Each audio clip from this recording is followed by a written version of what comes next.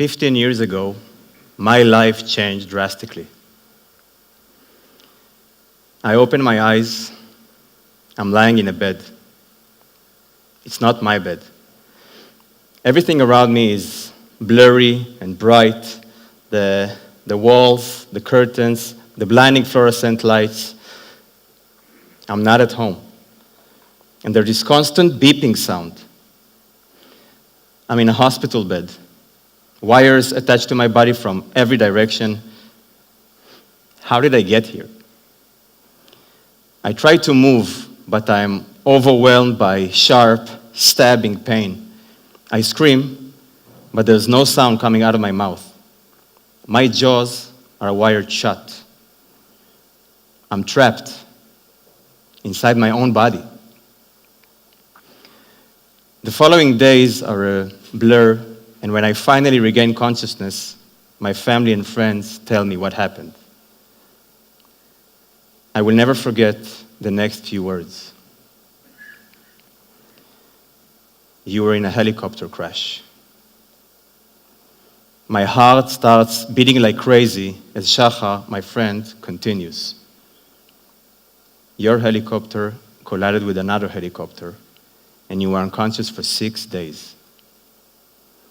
He stops, but I hear in his voice that there is more to come. I feel heat spreading through my body like fire as Shachar continues with the devastating news. My co-pilot, Ran, who was sitting in the seat next to me, did not survive.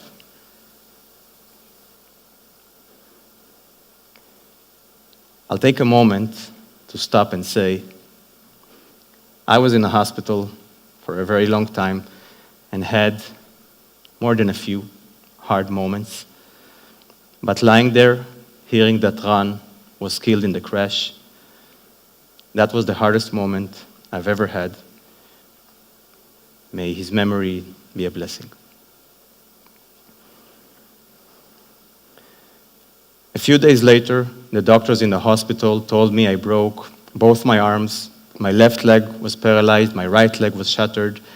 I broke my pelvis, my back, a few ribs, my left elbow, left shoulder, my jaw, and my little finger. Here, let's not forget it. They put metal plates pretty much everywhere in my body. You should watch me go through airport security check. You do not want to be in the line behind me, trust me. Nothing in my life before the accident could have prepared me for what happened.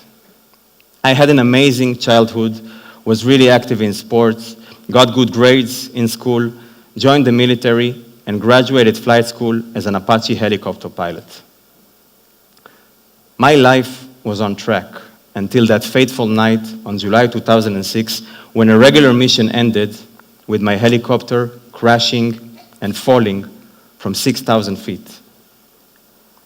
There's no parachute, no eject button. I was strapped to a 5-ton mass of metal plummeting to my death. My life changed forever that night. And since then, the question I'm asked most often is, what would your life look like if you hadn't been injured? Today, I want to share with you why I believe that is the wrong question and to offer a way to live life without regrets. During my 6 months in the hospital, I had a lot of long, sleepless nights. And in these dark hours, a very dangerous question kept creeping into my mind. Why? Why did it happen to me? I'm not a bad person, so why do I deserve it? And that quickly escalated to the inevitable question, what if? What if I hadn't gone to flight school at all? What if I hadn't gone on that mission? It was my day off. I wasn't even scheduled to fly that night. What if it was nonstop and not helping? But a few weeks into my time in the hospital, something happened that changed my entire perspective. The parents of my co-pilot, Ran, came to visit me. I could see the pain of their loss in their eyes, and still, they came to support me. After their visit, I asked myself a different what if. What if I was sitting in my co-pilot seat and I had not survived? What if my parents would have lost their son? You see, all this time I was only focusing on the negative what ifs, on the things that I had lost, not on what I still had. That night, I decided to stop torturing myself with these negative what ifs.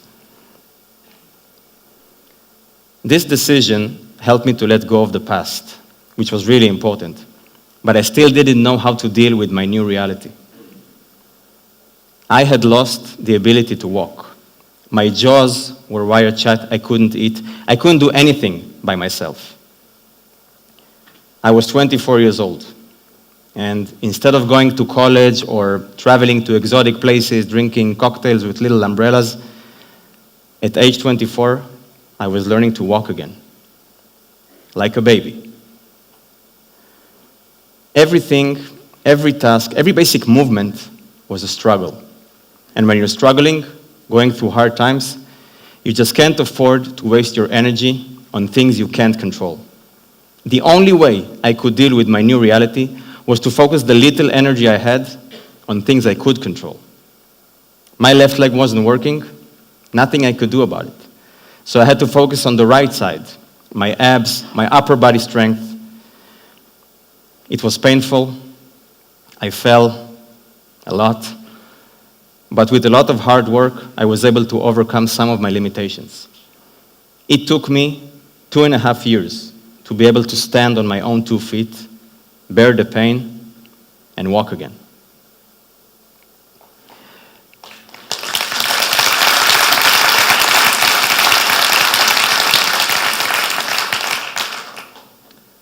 At this point, I understood how to deal with the present.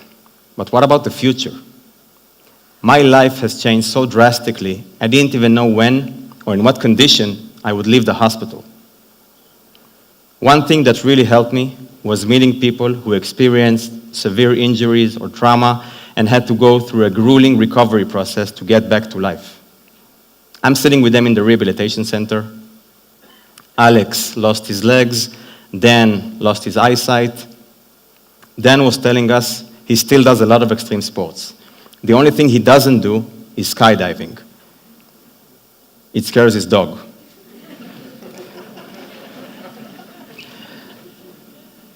I look at them, they are packed with positive energy and optimism despite their loss. Seeing them gave me hope and the belief that you can lose so much and yet live a full, happy life.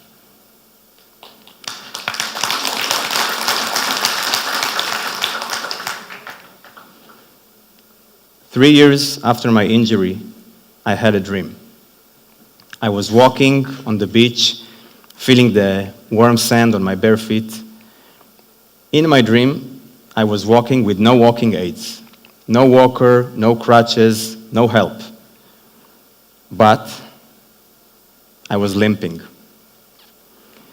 And when I woke up, honestly, I felt at peace. Even in my dreams, where everything is possible, where I could literally fly, I was still limping. To me, that was the proof that I had truly accepted the new me. And with this feeling of acceptance, I was able to open my mind to new opportunities. So I decided to try as many things as possible. All things, new things. One of the new things I tried was to play tennis. And you know what? In the beginning, I thought, how can I play tennis? I'm in a wheelchair. I'm too slow, too low. But to live life without regrets, I had to shut off that voice in my head that kept telling me no. So I tried. I started playing and competing, and just like when I learned to walk again, in the beginning, I failed. I lost over and over again, and once again, I became an expert in falling down. But I discovered there are two big advantages to wheelchair tennis. One, you don't wear out your tennis shoes, which is great. And two, you have an unlimited supply of tennis balls for your walker. So I kept on going and started winning. 6 years after I was injured, I flew to the London Paralympic Games to represent my country. And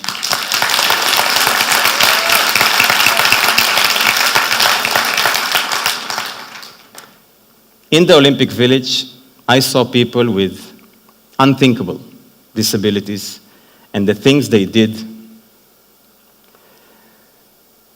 breathtaking, mind-blowing. These incredible athletes aren't stopped by their limitations. Nothing holds them back. So now, when people ask me, what would your life look like if you hadn't been injured? I just smile.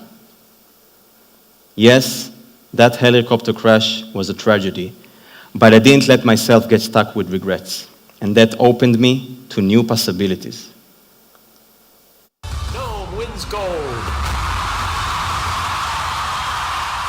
Gold medalist and Paralympic champion, Noam Gershony.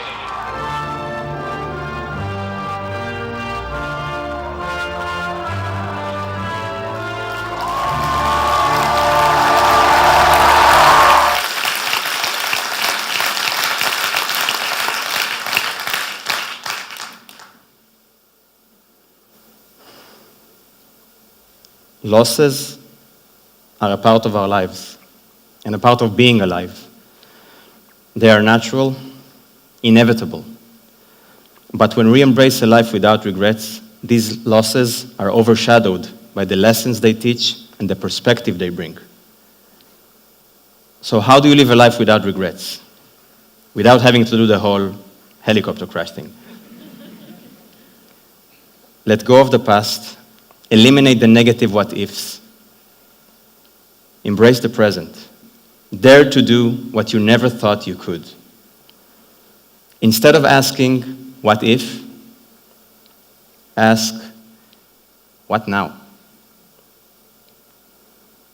Thank you.